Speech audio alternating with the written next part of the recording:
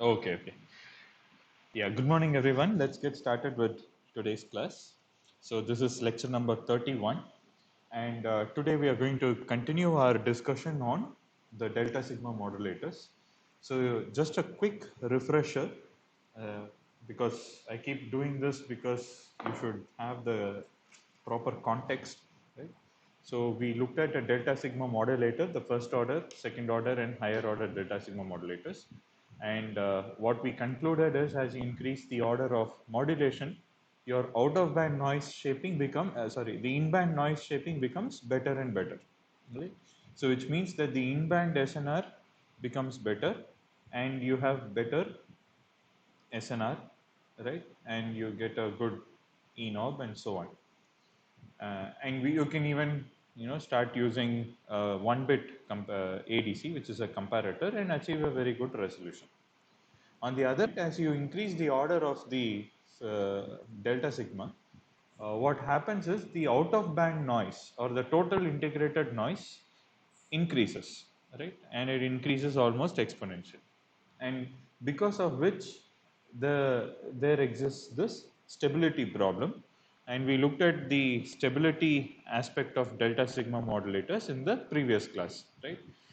So we intuitively tried to understand what happens, and we were also able to mathematically prove that indeed a third order delta sigma beyond a certain range it's going to become unstable, and therefore we came up with the notion of what is called as the maximum stable amplitude, which we called as MSA, and that is going to determine the range over which you can use your delta sigma modulator effectively, beyond which it is going to become unstable. Okay, so today we are going to look at one question which was raised in the previous class, in fact, was how do you detect this MSA, right?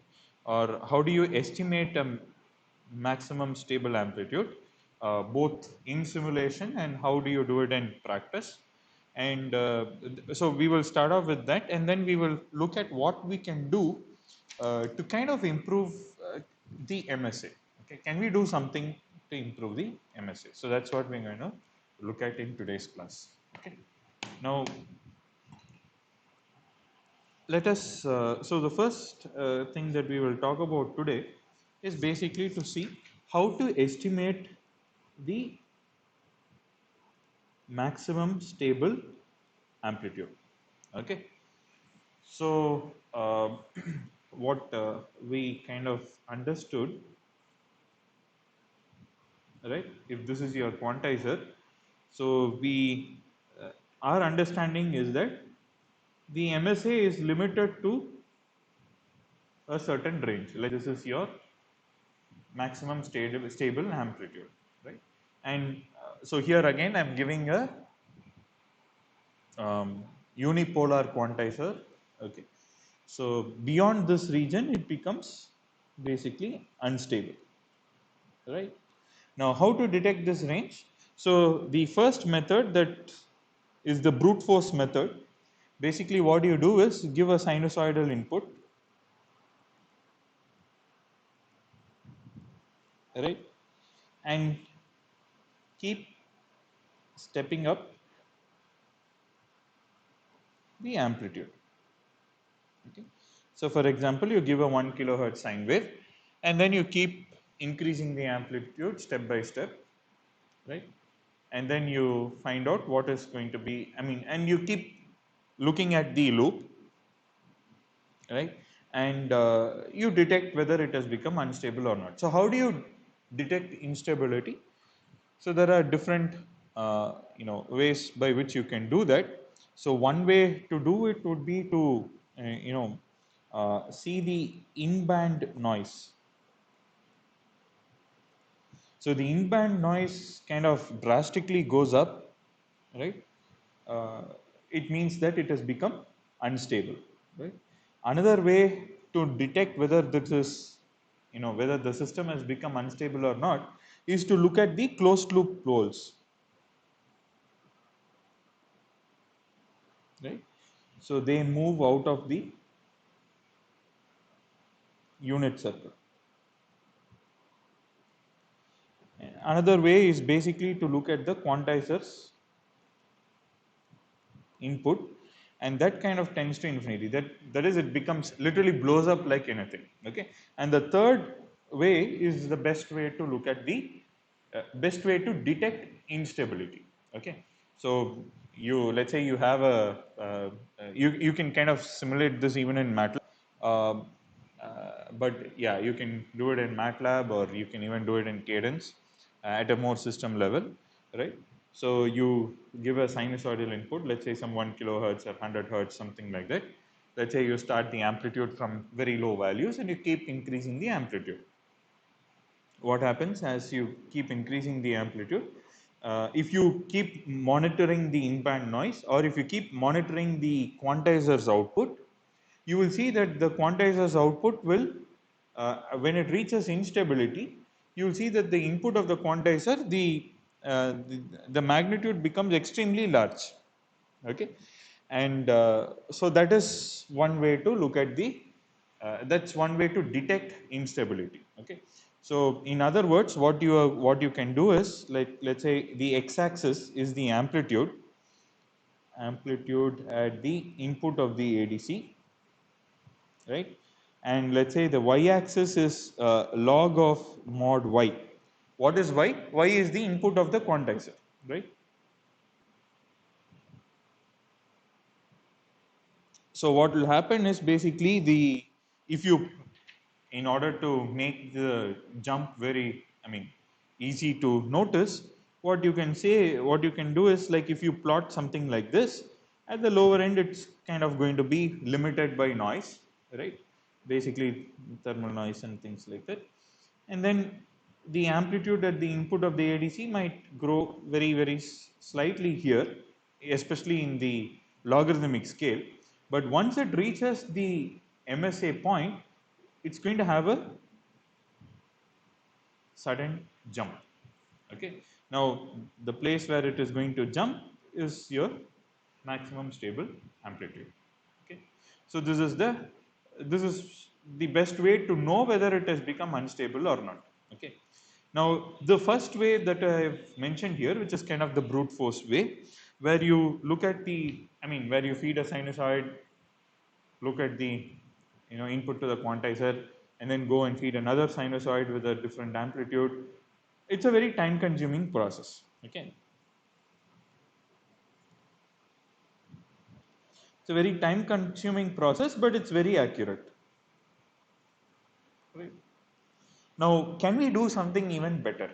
Okay, so the other way to do it would be basically, instead of giving a sinusoid and then looking at, uh, checking whether it is unstable or not, going back and again changing the amplitude of your sinusoid, check if it is unstable or not, again go and increase it. So this kind of a very time consuming redundant process can be replaced by using a slowly increasing ramp.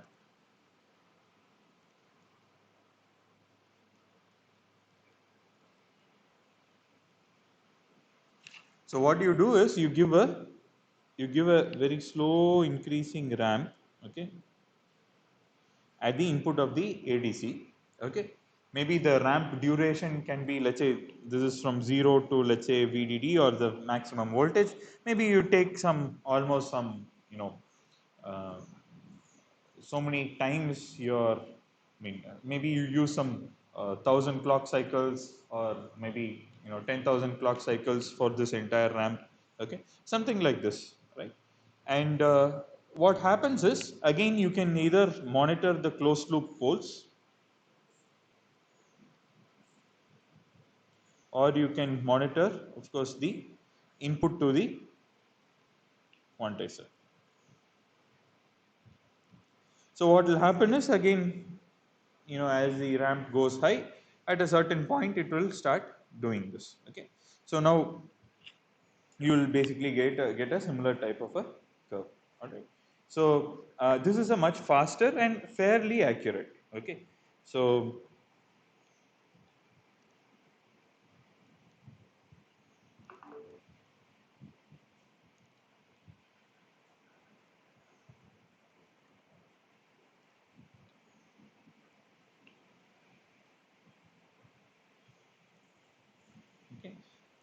It's a easier, faster, and decently accurate way of estimating the maximum stable amplitude. Okay, so this can be seen even in the system level simulations if you model the quantizer properly, and also of course later when you have your full closed loop transistor level model. All right. Okay. Any doubts? Any questions? No, sir. Okay, No, sir. all right. So now let us move to the next section of today's class, which is basically, can we do something?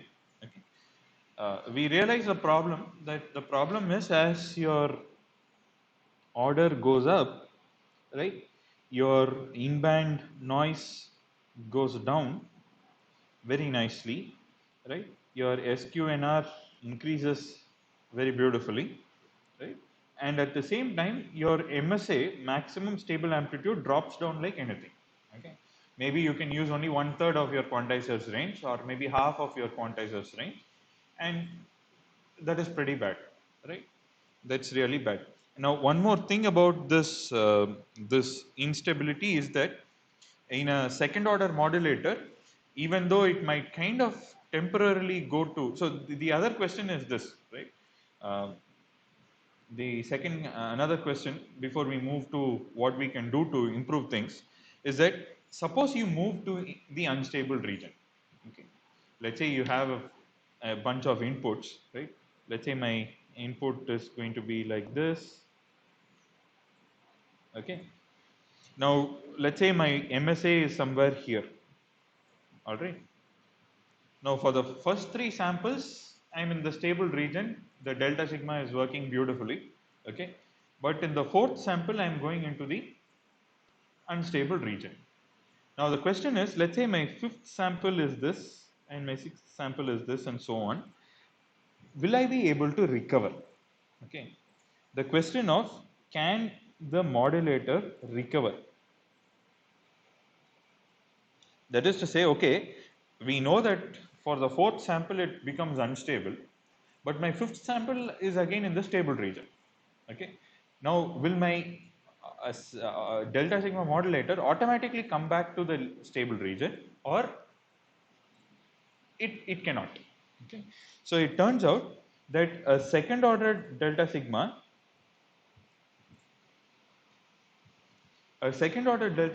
can recover. All right. So I mentioned there are a lot of derivations behind it, which we will not go into for this class. But then there is, as the input tends to be closer to the maximum input, it becomes a little unstable. But the good thing about the second order is the moment you bring it down to the stable region, the system recovers. Okay, but whereas all other higher order DSMs do not recover. That is, once you move it to the unstable region, you can't do anything.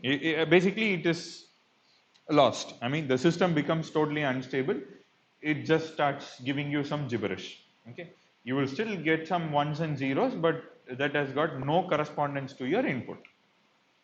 Okay, so then what can we do?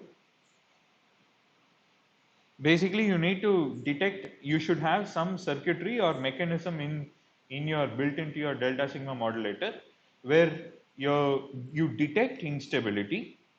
We saw how to detect the instability, right? Like what is how do you detect it? You basically look at the input to the quantizer. Let's say the amplitude to the input of the quantizer, or the variance at the input of the quantizer is extremely large, right? It goes beyond a certain threshold.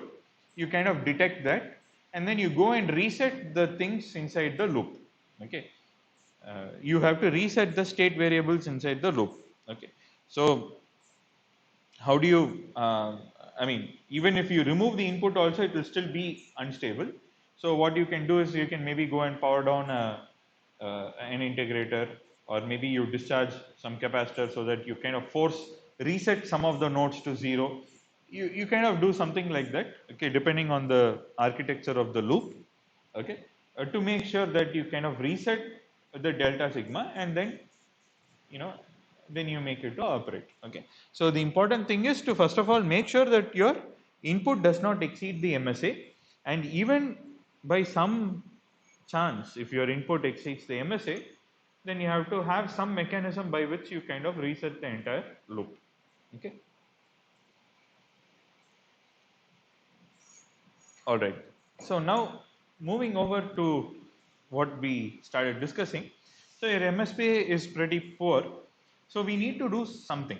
Okay. So before we kind of go deeper into it, so let us have some basics of the Z transform, the pole zero plots in a Z plane. Okay. So let's say this is your unit circle. Okay, it doesn't look like a circle. All right. Okay, just assume that this is a circle. Okay. All right. Now, uh, what is this point? So let's say you have a transfer function 1 minus z inverse, let's say the whole cube, right? So this can be written as 1 minus, sorry, this can be written as what? Z minus 1 by z the whole cube, right? So basically it means that it has three zeros at z equal to 1 and three poles at origin.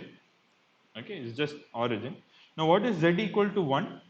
So z is nothing but what? E power j omega, right? So if this becomes 1, what does it mean? It is nothing but cos omega plus j sine omega, where omega is the discrete time frequency, right? Which is 2 pi f by fs, right? So it is in radians, right? So basically, what do we see here? So if it has to be 1, what does it mean? Omega has to be 0, okay? Which basically means DC. So we know that these three poles are at, three zeros are at DC and three poles are at the origin. Okay. Now, three zeros are at DC, which of course means that it is a low pass filter. Okay. Let's say you have these three zeros here, where z equal to 1. Okay. Now, where is z equal to pi? Sorry, omega equal to pi, what happens? And let's say there are these three poles here. So three poles at the origin and three zeros at DC. Okay.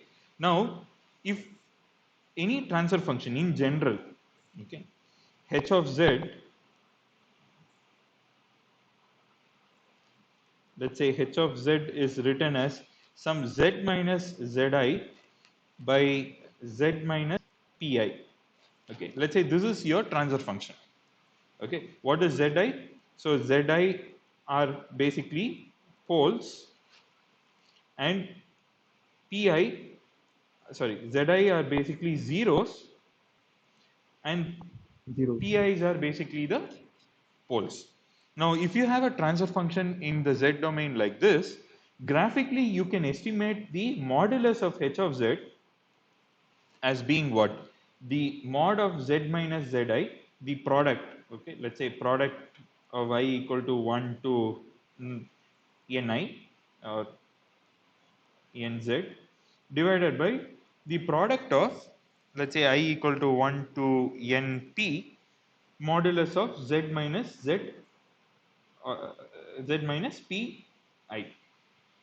In other words, if you take a generic system, okay, let's say the z is, I mean, z can be anywhere, right?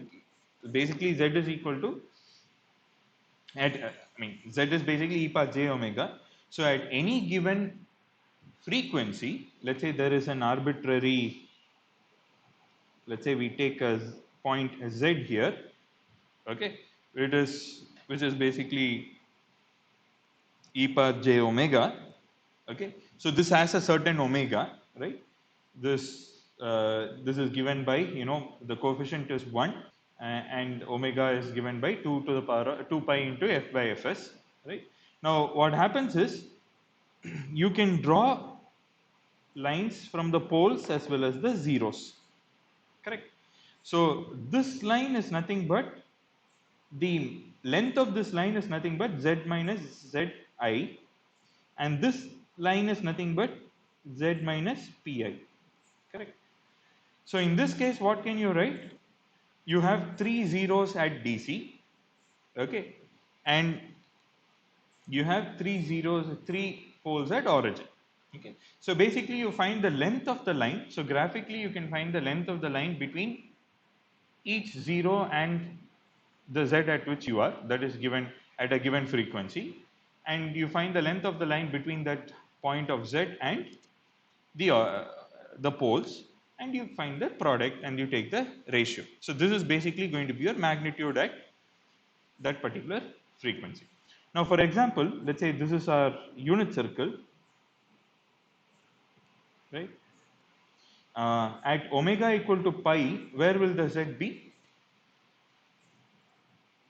It becomes cos pi plus j sin pi. It becomes minus 1. So Z equal to minus 1, which is this particular point, is basically corresponds to omega equal to pi, or in other words, f equal to fs by 2, right? And if you have, I mean, let's do the same thing. Like let's say you have the poles here and the zeros here. What is the length of the, what is h of z equal to h of z at, let's say h of z evaluated at omega equal to pi? What can you say? It's the length of the line from the 0 to your z, which is basically 2, and you have 2 to the power of 3 because you have 3 zeros here. And what is the length of the line from the pole? It is 1. So you have 1 to the power of 3 because you have 3 poles at the origin. What does it evaluate to? It evaluates to 8. Okay. So you remember we calculated the noise transfer function at omega equal to pi, and we said that it is going to be 8 times pi squared by 12. Sorry, del squared by 12. You remember, right? So basically you get the same thing by this graphical method also. Okay. Now, if you have, let's say, a fourth order system, obviously you will get 2 to the power of 4, which will be 16, and so on. Okay. So this is the graphical method to evaluate the modulus of h of z. All right. Now, why did we go into all this? What we are going to do is basically, let us just revisit the problem. Okay. What is the problem? The noise transfer function is basically looking like this. Okay. And the magnitude is 8 here, and let's say it has a nice cubic response here. Right. The problem, what we can say here is, this is our desired region where it has a nice, scooping out of the noise, right? And what is undesired is basically here. Anyway, in the FIR mode, I mean, in the digital filter, basically we are going to put a low pass filter and get rid of whatever we want. I mean, get rid of whatever we don't want. Okay. Now, the actual core problem or the actual thing that is causing the instability is this extremely large amount of out of band noise. Okay. So OBN, let's call it the out of band noise, whose variance is extremely large, is basically the culprit behind our instability problem. Correct. So if we can somehow reduce your out of band noise while kind of retaining your in band performance, that is enough, that will kind of take care or mitigate the problem of instability. I hope you all agree, right? We like this low frequency region, but we don't like this high frequency region, which is what is causing our instability problem, right? So if by some means, okay, I bring in another transfer function which is going to have a response like this, okay, what type of a response is this green curve? It's a low pass response, filter. right? So if I bring in another response in conjunction with my noise transfer function, which is going to kind of give me a low pass response, right? Then what will happen is basically I will get whatever I want, right? And what will happen? The gain gets reduced so that, let's say, if my let me draw it with, let's say, this color, right? So what is going to happen is maybe it will become something like this.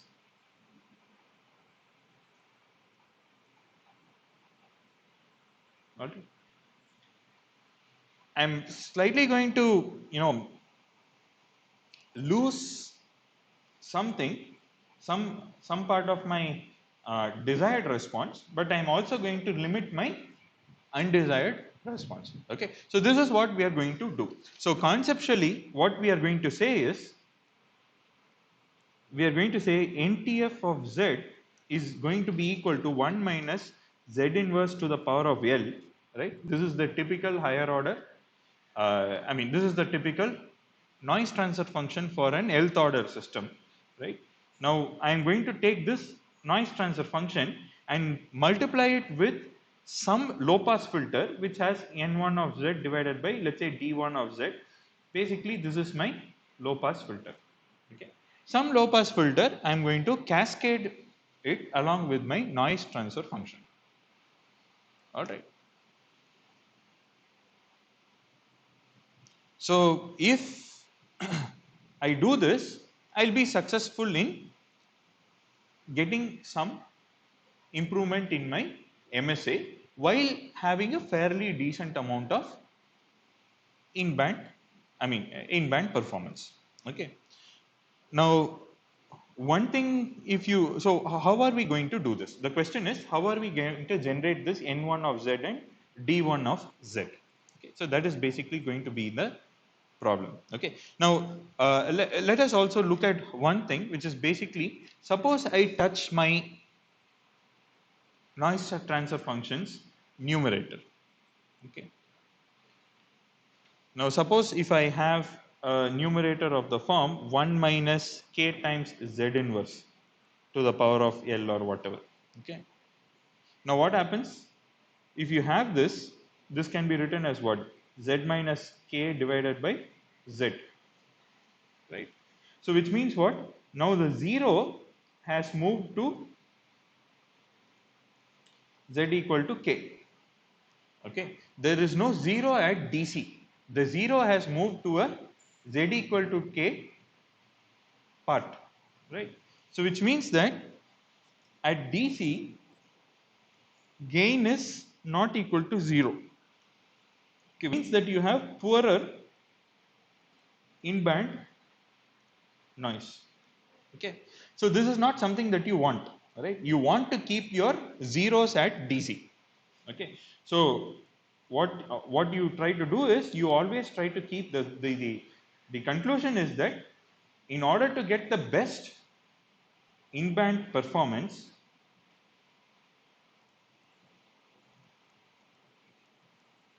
the zeros have to be placed at DC. Okay, otherwise at DC you'll have a non-zero transfer function, which means that your in-band gain at low frequencies is going to be bad. Okay, so you want to keep your zeros of your noise transfer function intact, right?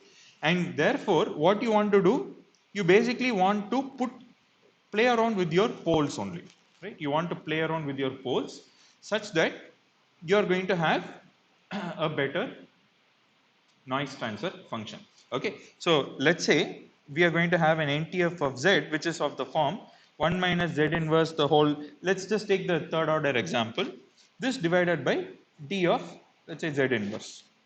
Okay, see, earlier your D denominator was basically 1. Okay, now we are going to do something to play around with, something to do with the denominator, such that our noise transfer function at higher frequency will decrease. Okay. In other words, if you, let's go back to the pole 0 plot in the Z plane, right?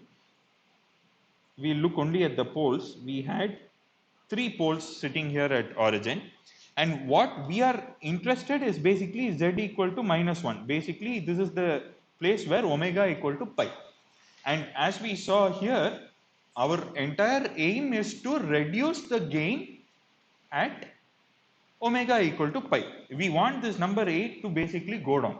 That is our actual interest. Okay, so what we are going to do is, so till now what we did was, our vector here, or the length of this vector from the pole to z equal to -1 was basically 1. Okay, now how will you reduce the transfer function at omega equal to pi? What should happen to the length of the vectors?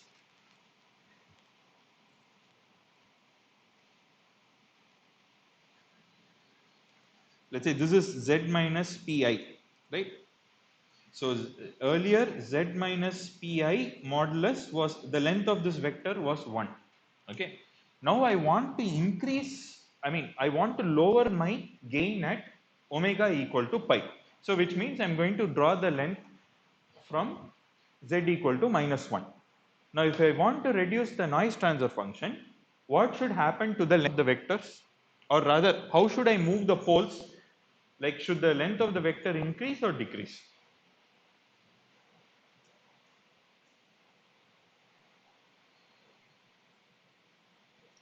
Increase. Correct. Decrease. Increase or decrease?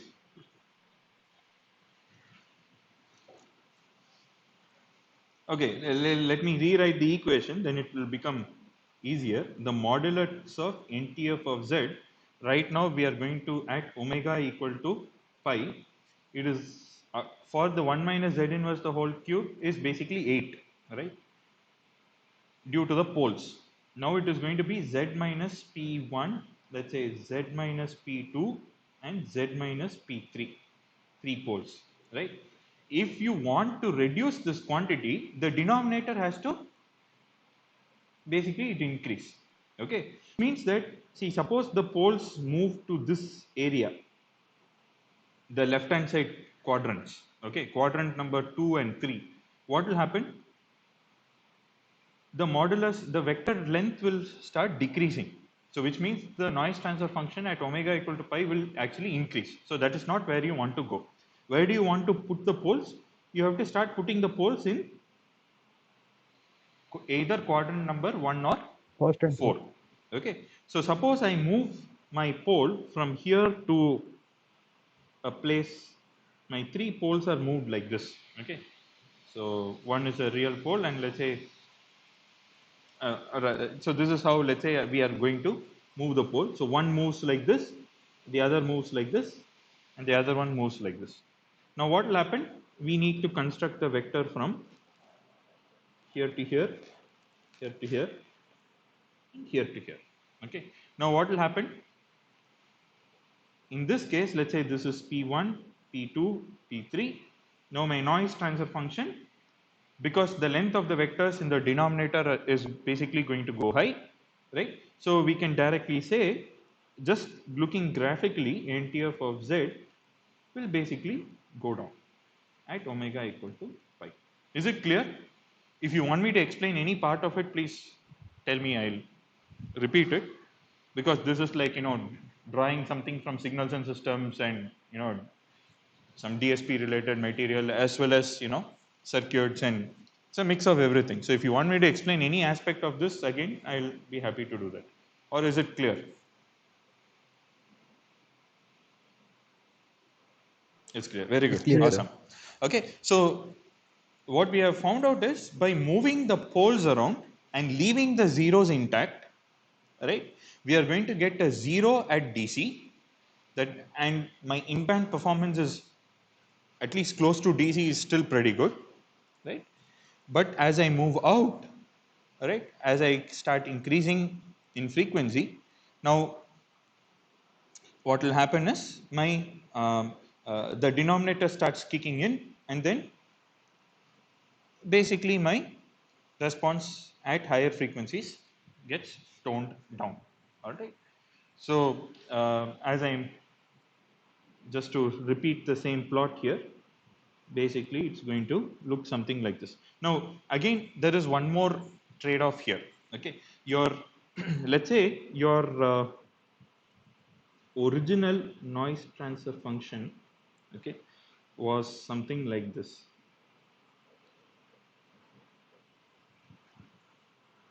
This is basically your 1 minus z inverse the whole cube. Okay, if you have only that. But now because we have added the poles, can you look at this and tell me? So earlier you just had denominator of 1, but now as your z, let's say your z is here, and as your z moves like this, what will happen? Initially at z equal to 0, basically the numerator is 0, so it doesn't matter what the denominator is, it is basically 0, which is why this point is at proper 0, right? Now, as you move away from DC, what will happen? Your denominator is smaller, and therefore, for the same numerator, instead of dividing by 1, you are dividing by a number which is lesser than 1, correct? So, let us say at omega equal to 0, which is basically DC, the magnitude of NTF is basically 0. This is due to the zeros. As omega greater than 0, right, and omega being small, what happens?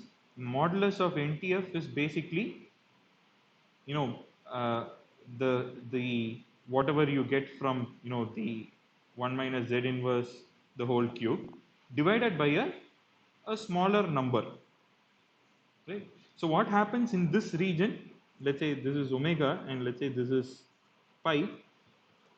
Now what is happening here in this region? So here again it is 0, but here what happens is your in-band noise transfer function starts increasing, correct?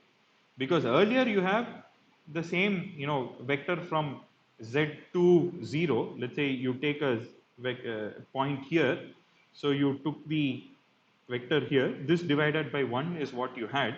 Now what do you have? You have this divided by this one and this one, and therefore it's not equal to 1, and therefore probably it's not as bad as this, but then starts becoming like this. Okay, and at omega much greater than 0, for large omega, of course the NTF goes to some constant value here. Okay. Got it. So you kind of probably have, something which looks like this. All right. So what can we gather? So we achieve two things. Okay, reducing the gain at high frequencies, but at the same time there is an increase in gain at in-band frequencies. Okay, so what can you say about it? Definitely there will be some degradation in the SQNR. Okay,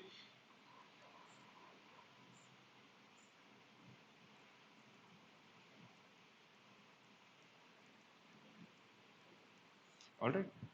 So it is now becoming like a trade-off. Okay, now if you look every delta sigma modulator, it's basically going to have some kind of a trade-off, all right, between the order and also the position of poles. Okay. So by moving around the poles, you can reduce the out of band noise. So the out of band noise has decreased by this much factor, while there is a little bit of increase in the in band noise, and your SQNR goes down a little bit, and at the same time your maximum stable amplitude is going to increase. So it is a trade-off between SQNR and stability. SQNR and MSA. All right. So probably let's conclude our class with this. Do you have any questions? Yeah. Sir, sir, I have a weird doubt. Yeah. Like in that pole zero plot, Uh, yes, sir. Here's a P1 and Yeah, P3. Like these poles will have a real part and an right. imaginary part. Like won't the imaginary part contribute to oscillation? Like from control system theory, like the imaginary part of a pole, it contributes to the oscillatory And behavior. that is if the So pole like is, will that see, affect that is the? if the pole is going to lie outside the unit circle, right? Any pole within the unit circle is fine, right? Okay, See, it is the same thing. okay, And if you are, you can kind of compare it with the Laplace transform, right? Like for a continuous domain, continuous time domain, we look at the Laplace transform and the S plane. So if the poles are, I mean, no matter how many poles you have, if all the poles are located on the, I mean, if the closed loop poles are located on the left hand side of the S plane, the system is stable. The only thing you might have ringing based on, how many poles you have and what is the, distance from the j omega line and so on, right? But otherwise it is stable. The moment the closed loop poles, I mean the open loop poles and closed loop poles will be different, right? So if the closed loop poles are going to move across the j omega axis, then it will become unstable. Same thing here, right? It's like kind of, you know, the left hand side of the S plane is kind of bounded by the unit circle here. So if the poles are all going to be inside your unit circle, you don't have any issues. It's going to be stable. The moment the closed loop poles move out of the, I mean, here again we are looking at the closed loop poles only. Right? So if the closed loop poles are going to become, uh, going to move outside the unit circle, it will become unstable. Okay. Okay. okay, sir. Any other questions, doubts? So I hope you are able to follow. In case you need a little more clarity, just go through the lecture once more, and because I think there's a lot of material which straddles across multiple domains. So uh, you can kind of make sure that you are clear about all the concepts. Okay. All right. So let's conclude today's class. Thanks everyone. Thank you, sir.